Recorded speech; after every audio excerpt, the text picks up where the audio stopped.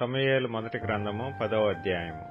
అప్పుడు సమూయేలు తైలపు బుడ్డి పట్టుకొని సౌలు తల మీద తైలము పోసి అతని ముద్దు పెట్టుకొని, యెహోవా నిన్ను అభిషేకించి తన స్వాస్థ్యము మీద అధిపతిగా నియమించియున్నాడు అని చెప్పి ఈలాగు సెలవిచ్చెను. ఈ దినమున నీవు నా యొద్ద నుండి పోయిన తరువాత బెన్యామీను సరిహద్దులో సెల్సహులో నుండు రాహేలు సమాధి దగ్గర 2 మనుషులు నీకు కనబడుదురు. వారు నీవు వెదకబోయిన గార్ధబొమ్మలు దొరికినవి, నీ తండ్రి తన గార్ధబొమ్మల కొరకు చింతింపక నా కుమారుని కనుగొనుటకై నేనేమి చేతునని నీ కొరకు విచారపడుచున్నాడని చెప్పుదురు. తర్వాత నీవు అక్కడ నుండి వెళ్లి తాబోరు మైదానమునకు రాగానే అక్కడ బేతేలునకు దేవుని యొద్దకు పోవు 3 మనుషులు నీకు ఎదురుపడుదురు. ఒకడు 3 మేకపిల్లలను, ఒకడు 3 రొట్టెలను, ఇంకొకడు ద్రాక్షరసపు తిత్తిని మోయిచూ వత్తురు. వారు నిన్ను కుశల ప్రశ్నలు అడిగి నీకు 2 రొట్టెలు ఇత్తురు. అవి వారి చేత నీవు తీసుకొనవలెను. ఇలాగన పోవచ్చు ఫిలిష్తీయుల దండు కాపువారుండు దేవుని కొండకు చేరుదువు. అచ్చట ఊరి దగ్గరకు నీవు రాగానే స్వరమండలము, తంబూర, సన్నాయి, సితారా వాయించు వారి వెనుక ఉన్నతమైన స్థలము నుండి దిగివచ్చు ప్రవక్తల సమూహము నీకు కనబడును. వారు ప్రకటన చేయిచూ వత్తురు. యెహోవా ఆత్మ నీ మీదికి బలముగా దిగివచ్చును. నీవు వారితో కలిసి ప్రకటన చేయుచుండగా నీకు క్రొత్త మనస్సు వచ్చును.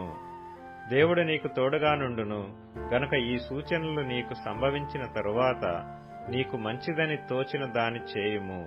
నాకంటే ముందు నీవు గిల్గాలునకు వెళ్లగా దహన బలులను సమాధాన బలులను అర్పించుటకై నేను నీ యొద్దకు దిగి వత్తును. నేను నీ యొద్దకు వచ్చి నీవు చేయవలసిన దానిని నీకు తెలియజేయ వరకు 7 దినముల పాటు నీవు అచ్చట నిలువవలెను. అతడు సమూయేలు యొద్ద నుండి వెళ్లిపోవుటకై తిరుగగా దేవుడు అతనికి క్రొత్త మనస్సు అనుగ్రహించెను. ఆ దినముననే ఆ సూచనలు కనబడెను. వారు ఆ కొండ దగ్గరకు వచ్చినప్పుడు ప్రవక్తల సమూహము అతనికి ఎదురుపడగా దేవుని ఆత్మ బలముగా అతని మీదికి వచ్చెను. అతడు వారి మధ్యను ఉండి ప్రకటన చేయుచుండెను. పూర్వము అతని నెరిగిన వారందరూ అతడు ప్రవక్తలతో కూడా నుండి ప్రకటించుట చూచి, కీషు కుమారునికి సంభవించినదేమిటి? సౌలును ప్రవక్తలలోనున్నాడా అని ఒకనితో ఒకడు చెప్పుకొనగా ఆ స్థలమందుండు ఒకడు వారి తండ్రి ఎవడని అడిగెను. అందుకు సౌలును ప్రవక్తలలోనున్నాడా అను సామెత పుట్టెను. అంతటా అతడు ప్రకటించుట చాలించి ఉన్నత స్థలమునకు వచ్చెను. సౌలు యొక్క పినతండ్రి అతనిని అతని పనివానిని చూచి, మీరిద్దరూ ఎక్కడికి పోతిరని అడుగగా అతడు గార్ధబొమ్మలను వెదకబోతిమి, అవి కనబడకపోగా సమూయేలు నొద్దకు పోతిమని చెప్పినప్పుడు సౌలు పినతండ్రి, సమూయేలు నీతో చెప్పిన సంగతి నాతో చెప్పుమని అతనితో అనగా, సౌలు గార్ధబొమ్మలు దొరికినవని అతడు చెప్పెనని తన పినతండ్రితో అనెను గాని రాజ్యమును గూర్చి సమూయేలు చెప్పిన మాటను తెలుపలేదు.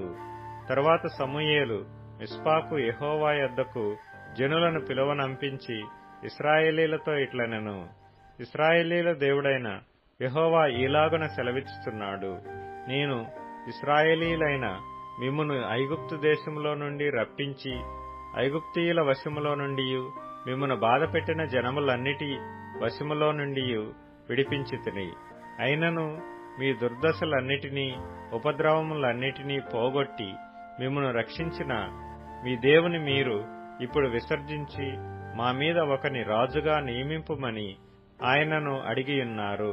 కాబట్టి ఇప్పుడు మీ గోత్రముల చొప్పునను మీ కుటుంబముల చొప్పునను మీరు యెహోవా సన్నిధిని హాజరు కావలెను. ఇశ్రాయేలీల గోత్రములన్నిటినీ సమూయేలు సమకూర్చగా బెన్యామీను గోత్రము ఏర్పడెను. బెన్యామీను గోత్రమును వారి ఇంటి కూటముల ప్రకారము అతడు సమకూర్చగా మత్రి ఇంటి కూటము ఏర్పడెను. తరువాత కీషు కుమారుడైన సౌలు ఏర్పడెను. అయితే జనులు అతని వెదికినప్పుడు అతడు కనబడలేదు. కావున వారు, ఇక్కడికి ఇంకొక మనుష్యుడు రావలసి ఉన్నదా అని యెహోవా యొద్ద విచారణ చేయగా, యెహోవా, ఇదిగో అతడు సామానులో దాగియున్నాడని సెలవిచ్చెను. వారు పరిగెత్తిపోయి అక్కడి నుండి అతని తోడుకొని వచ్చిరి.